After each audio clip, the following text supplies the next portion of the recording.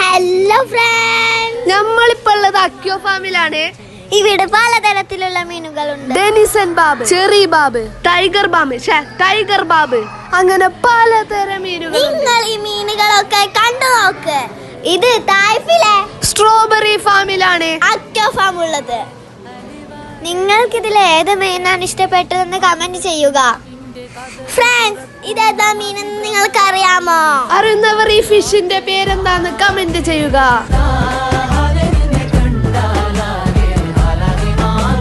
മധുരക്കിനാവിന്റെ കഥക തുറക്കുന്ന മതിഭ്രമദായനി പരിമളഗാത്രേ.